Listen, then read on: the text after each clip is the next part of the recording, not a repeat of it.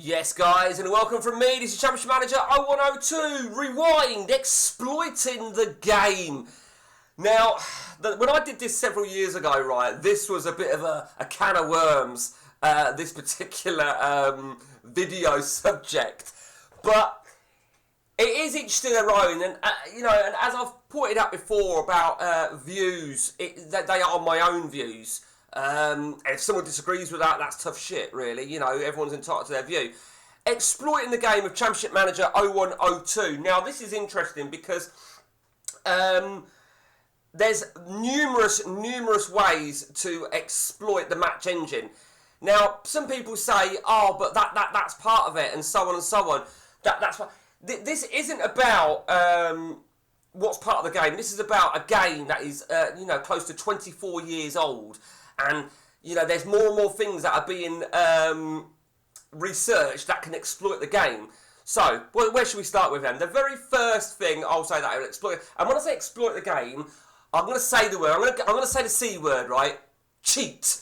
I was playing a game the other day, and I'll show you something, right? I was playing, I'm just going to put my formation on, and I'm going to show you what somebody said to me, and this will give you an example. So I had this formation, and this guy on one of my streams, he says, I'll move a defender into midfield. So he was essentially saying to do that. And I said, not happening. Why not? Because that exploits the match engine, because it does.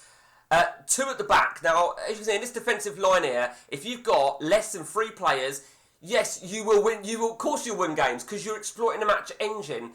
And, you could argue, well, that's not really, well, if you're playing realism, then some teams do that. Well, they don't. They don't do that at all. And if teams were to do that, that's irrelevant because it's about a game that has a match engine that you can break. That will break the match engine. You will score goals. I've seen some of the formations, right, where people have something like this.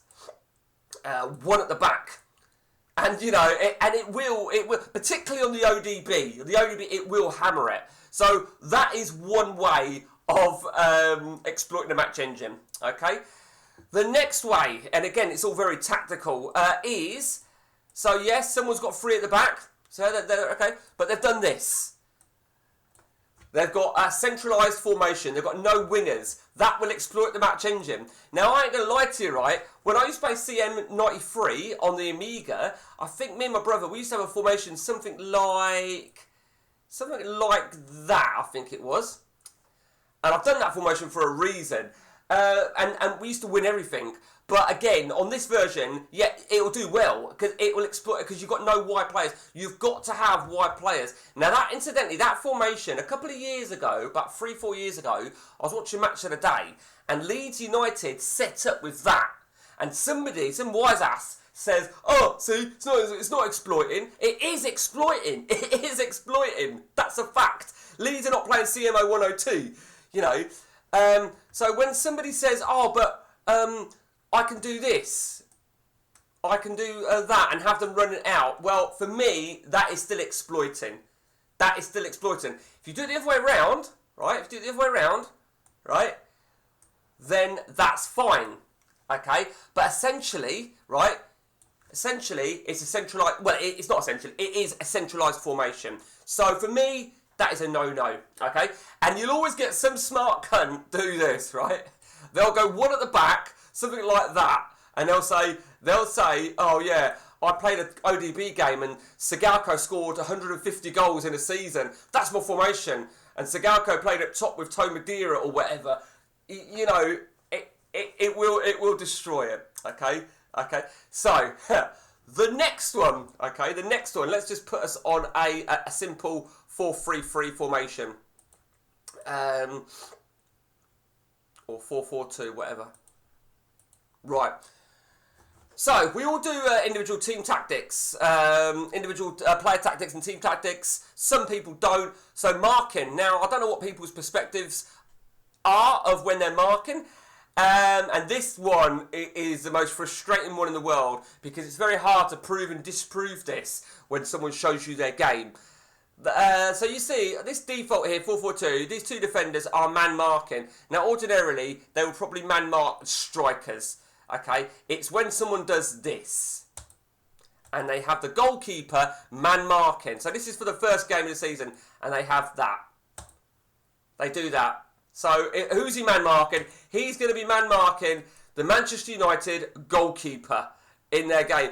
And, you know, a striker does not man mark the goalkeeper. He will score goals. So that's where, when you see those posts, Sigalko has scored 150 goals, 200 goals, or Sigalides has scored blah, blah, blah, they're probably, man marking the goalie. If they're not man marking the goalie, they've probably got a centralised formation. If they've not got a centralised formation, they have got...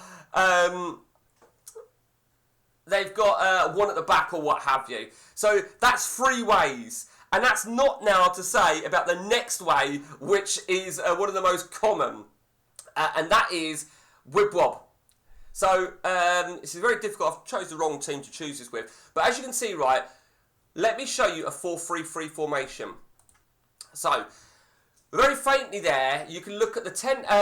these outfield players, including the goalkeeper, apart from the striker, look at the circle. Look at the striker. He's got a bit of thickness around. Now, whip-wob, right, which stands for with ball and without ball. Now, so many people say, but whip-wob's a part of football. Whip-wob's a part of the game. Now, if you're going to go down that road and try and justify using whip-wob by saying it's part of football, Pep Guardiola tells his Man City players to do this when they ain't got the ball and do that when they've got the ball. Yeah, okay, we'll go down there, okay. Then that's fine. Play whip-wob. Play as you see fit. But play as the game is intended. If you're going to have whip-wob, let AI have whip-wob as well. Because on a standard installation, AI, the computer, only have one player whip-wobbed. Which, as you can see, this basic 4-3-3 formation here, the striker is whip-wobbed. And if I right-click his name, the whip-wob disappears. Okay, now if I was to go to the whip-wob screen, so what you essentially have, you have 12 boxes of the screen. Okay, you have 12 with ball and 12 if you haven't got the ball. So what will happen is, right, let's just take this middle one for example, and let's just sandwich everybody. As soon as I move that striker, right, you see the thickness has changed? As soon as I move these players, okay, let's sandwich everybody in that box. Right, okay. So if I move everybody and sandwich them all. Okay, so now you can see every one of my players is whip-wobbed. Now, there is an art of whip-wobbing, like you don't just do one box, obviously. You don't do one, but you do them all. You do them all for whip-wob, for with ball, and you do them all for without ball. But the bottom line is, right, whip-wob will break the match engine. You will. So you're going to get that one person, right, who's probably playing one at the back, no wingers, man marking a goalie, and has got a whip-wob centralised setup. And yes, Scalidis will probably score 300 goals within one season. Maybe not quite as far as that, but that's my point. So, people say, but it is part of the game. This, as I said, this is my view. And there is always one that says, but it is part of football. And I'm not denying that. But the game itself, right, is not designed. People are going to say, why would the game design with and without ball then? I think when I've grown up playing football management games on the old Commodore 64 Amiga, you look for flaws that you can exploit the game to essentially complete the game. Well, 0102, when that was made, this was a new dimension of football management, in my opinion. So, as I said, this is purely my opinion. Okay, so the next thing, very, very important, what I'm going to show you now, because I'm only going to tell you, I'm not going to show you it, because I'd have to go through games.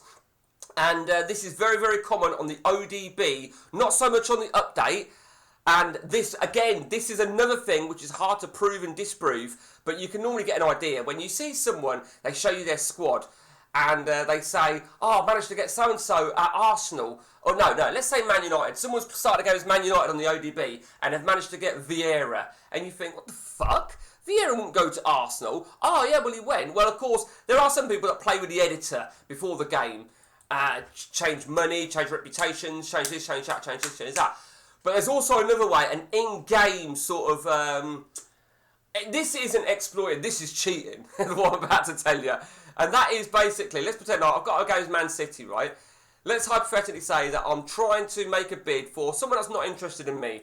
Okay, I'm trying to make a bid for Martin Odegaard. We'll take him as an example. He wouldn't leave Arsenal.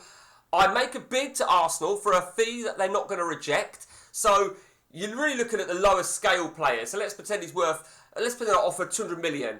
He's not interested in joining me, but I can offer him a contract. You offer a month-to-month contract, and then as soon as he takes a month-to-month, you then offer him re-offer him a new deal. Now again, you can't actually see that.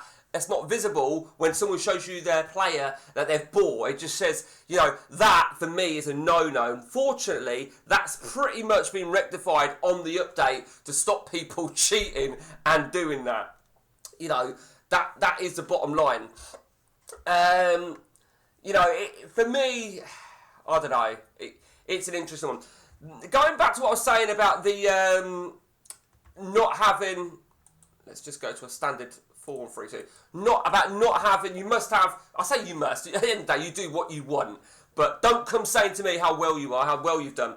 The only exception for you to break those two rules of having only 2 at the back or 1 or no wide men, the only exception is if you had a red card. So let's hypothetically say I've done all my subs and my right back gets sent off. So we'll just move him over here for a minute. That's the only exception. I mean, essentially, you could say, no, do you know what? Fuck you, you've got to move someone over there. It's up to you. You could, you know, there could be ways to beat what I'm saying, and that is something like, maybe even something like that. You know, at the end of the day, right, I've answered my own questions here. Have I got 3 at the back? Yes, I have. Have I got 2 wide players? Yes, I have. Somebody said to me, right, they said to me ages ago, they said they had this formation. They had this formation. And it was something like that. It was to reflect Liverpool, I think they said. 2 seasons ago. And I said that's exploiting the match engine. He goes, no, it's not. And I said, well, it is, because you've got 2 at the back. And he goes, no, because Robertson and Trent Arnold play exactly like that for Liverpool. Well, firstly, bollocks. They don't. They were playing as a flat 4. They were not playing as wing backs. There's a huge, huge difference. So essentially, they might want to do that, and that is fine. That would be absolutely fine. So let me know your views, guys, in what is a little bit of a controversial subject in the CM community, all the CM communities. Some people will say, didn't realise that. Some people say, never knew that. Some people will say, I'm talking shit. Well, do you know what? It is what it is. And until next time from me, guys, take it easy.